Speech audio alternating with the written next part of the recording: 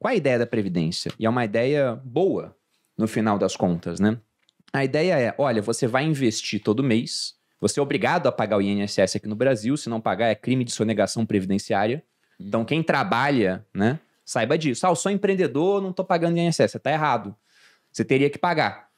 E o ponto é, você paga, esse dinheiro seria investido, essa é a ideia original das previdências, remontando ao final do século XIX, né? Você paga o dinheiro, eles investem esse dinheiro e no futuro você viveria dos rendimentos. Só que o que aconteceu é que quando a primeira previdência foi criada, foi pelo Otto von Bismarck, na Alemanha, você tinha os alemães vivendo em média 40 anos e tendo 6 filhos. E a vida, em média, era 40 anos. Qual era a idade de aposentadoria? 70. Então, quase ninguém chegava até os 70. Ninguém se aposentava. Não, 40 anos é uma média puxada para baixo por mortalidade infantil. Se aposentava. Exato. Pouca gente se aposentava. E quando se aposentava, geralmente não vivia muitos mais anos, né? Geralmente o cara vivia pouco tempo. Enquanto isso, você tinha toda hora entrando mais gente na economia e pagando a contribuição previdenciária. Então, era muita gente pagando para pouca gente usufruir. Como foi assim durante muito tempo, o governo começou a pegar esse recurso da Previdência e gastar em outras coisas. Aqui no Brasil, o governo faz isso através da DRU, Desvinculação de Receitas da União. Então fala, essa contribuição aqui que é específica para a Previdência, eu posso desviar para outras finalidades. Só que enquanto o governo desviava o dinheiro, ao invés de investir, o que aconteceu é que a pirâmide etária ela foi se invertendo.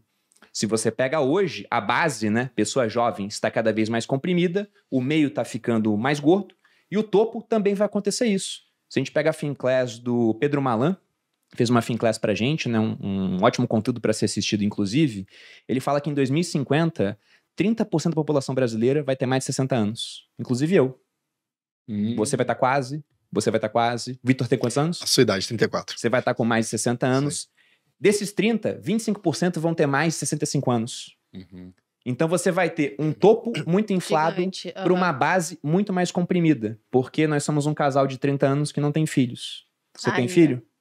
Você tem filho? Não. Pois é. Meu pai, na minha idade, tinha 2 filhos. E o mínimo para você manter a população crescendo é os casais terem 2, alguma coisa filhos. Para repor aquilo também de mortalidade infantil que a gente ainda tem, mais infelizmente. De 2 filhos? Tem que ser mais de 2. Porque se a gente tiver só 2... se a gente tiver um filho, a gente tem um filho, você e a Camila tem um filho. Faz sentido. Vai virar um casal, por exemplo, né? E que depois vai diminuindo. Então, ter 2, você mantém a população. Só que se você tem 2 filhos, vai ter um filho que, infelizmente, na estatística, né, da população, vai acabar falecendo antes de chegar numa idade de reprodução. Ou seja, reproduzam, né? Vamos tratar de ter filho aí, usar a Bíblia. Mas é difícil até você mudar essa tendência demográfica, porque demografia é um negócio que dá um razoável nível de previsão do que vem para frente, porque até os imóveis, por exemplo, não estão mais prontos para receber famílias com 6 filhos. Ou você encontra um imóvel lançando em São Paulo, em Moema, que fala assim, nós temos apartamentos com 7 quartos. Né? Para você e seus vários filhos. Não acontece isso. Então, hoje, ou é sem filho, ou é com um filho, 2. Se alguém tem 3, já começa a chamar atenção. Se alguém tem 6, o negócio é no jornal. Ou a pessoa é conhecida por isso. Fulano tem 6 filhos. Vira referência, né? Fulano faz isso e tem 6 filhos. É verdade. Porque é muito raro hoje em dia. Então, se depender só de previdência pública, vai afundar o negócio. Tanto que o governo ele continua mantendo esse benefício para a previdência privada e dificilmente vai mudar. E que não é o único benefício. E ainda tem toda a questão do como hoje a situação da previdência social ela já é muito caótica. Né? A gente teve a reforma. E mesmo com a reforma, continua tendo déficits assim, assustadores. Os últimos 4 anos foi mais de R$1 trilhão de déficit da Previdência. Só para vocês terem uma ideia, hoje na Previdência privada tem mais de 1,1 trilhão investidos.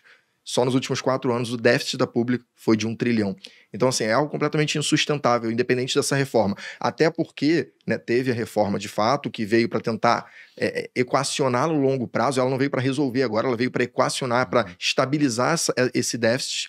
Mas o governo, por outro lado, precisou gastar o equivalente ao que ele economizou de previdência na pandemia. Então, acaba que a conta não fecha. É muito improvável que você possa contar com algum recurso. Vocês estão falando de um salário, eu acho que se eu me aposentar do INSS com um salário já é algo bom, porque eu não estou contando com nada dele hoje. Olha só, é legal a galera entender esse desenho, porque ele é meio assustador, assim, né? Eu vi uma matéria ontem ou anteontem que o faraó do Bitcoin, acho que esse é o nome, né? O faraó do Bitcoin tem que devolver 19 bilhões. Lá, 19 bilhões de reais. Em 72 horas. Em 72 horas. Vai dar certo, sim. Com certeza. Tem cara que vai dar certo, né? Aí, Você olha para isso e fala, nossa, que grande, né? Esse rombo e sei lá o que e tal. Aí você olha para a Previdência Pública, que é de fato onde a maior parte dos brasileiros imaginam que vão conseguir no futuro dormir, né, no travesseiro, descansar, porque trabalharam uma vida inteira, contribuíram e vão se aposentar. Aí a gente olha para esse número que o Vitor trouxe. O que é esse número? Esse número é o seguinte: a gente que está trabalhando hoje, né, a gente que é registrado, etc., a gente pega uma parte do nosso salário e a gente vai abrindo mão disso, né, para que no futuro a gente receba uma aposentadoria lá do governo. Só que, então isso daqui é chamado de contribuição. Então a gente tem uma contribuição que mensalmente vai entrando lá nos cofres. E aí você tem um dinheiro que sai dos cofres, que é usado para pagar aquela pessoa que trabalhou a vida inteira, né? Então isso daqui é a aposentadoria. Então, se eu contabilizar tudo que está sendo arrecadado hoje e tudo que está sendo pago, está faltando R$1 trilhão nos últimos 4 anos para serem, de fato, pagos a ponto de a gente ter um sistema sustentável, porque está saindo R$1 trilhão a mais do que está entrando. Isso em 4 anos. Aí você pega o que o Perini falou.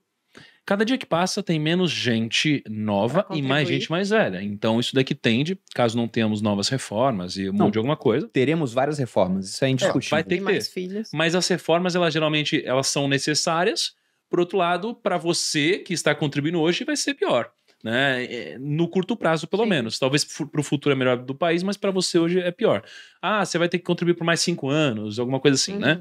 Então, no final das contas, cara, você para pensar que é tão incerto isso, é tão difícil disso se concretizar, e se concretizar, você vai se aposentar ganhando um salário que, por mais que eu saiba que é uma realidade muito brasileira, é o que você falou, é difícil você viver, cara, com R$1.000, R$1.200, R$1.300 por mês, com qualidade, que é diferente de sobreviver. Não, até sobreviver é difícil, pensando no cara idoso que vai ter uma despesa maior com saúde. Então, eu até falo que as crises previdenciárias, porque não vai acontecer só no Brasil, vai acontecer em vários países pelo mundo. Se a gente pegar novamente tendências demográficas, o que a gente vê aqui no Brasil é que nos 30 anos a população cresceu quase 70% nos últimos 30 anos. Na Itália não foi a grande treta lá? Tem lá, tem no Japão também, que é um país onde as pessoas vivem muito e tem natalidade muito baixa. Mas o que eu quero falar é que é um problema mundial, porque pegando o Brasil, que é um exemplo, nos últimos 30 anos a população cresceu quase 70%. Para os próximos 30, qual é a expectativa de crescimento? É 0. No Brasil é 0. Em outros países, China, por exemplo, é negativa. Na Europa, é negativa. Quem se salva é um ou outro. Estados Unidos, por exemplo, que recebe muito imigrante. E tem uma cultura lá ainda de ter mais filhos. Agora, para os países, o retrato é menos gente economicamente produtiva para pagar a previdência, com muito mais gente vivendo mais tempo, que a gente está aumentando a longevidade, e que vai ter que ser paga de alguma forma. Isso provavelmente vai acabar em criação de mais moeda, o que vai fazer com que você receba a tua contribuição devolvida como benefício, vale muita coisa. Mas não vai comprar muita coisa. Tá. Esse é o ponto. Então tá bom. A gente já entendeu que estamos lascados, não podemos de forma alguma esperar... Só depender do governo. Só depender do governo e viver bem depois na aposentadoria com esse dinheiro. Então o que a gente faz? Tem que investir. E aí o ponto que ocorre, né? Você pode fazer isso de várias maneiras. Você pode montar a tua carteira diversificada, por exemplo, que é o que a gente fez, o Thiago de maneira pública no canal dele ao longo dos 5 anos, eu ensinando para as pessoas também no Viver de Renda, ele no 1.000 a 1 milhão. Mas você pode fazer isso de maneira mais simples através de um fundo. E lógico que você tem um custo para isso, mas não tem problema ter um custo se o cara vai te gerar mais valor.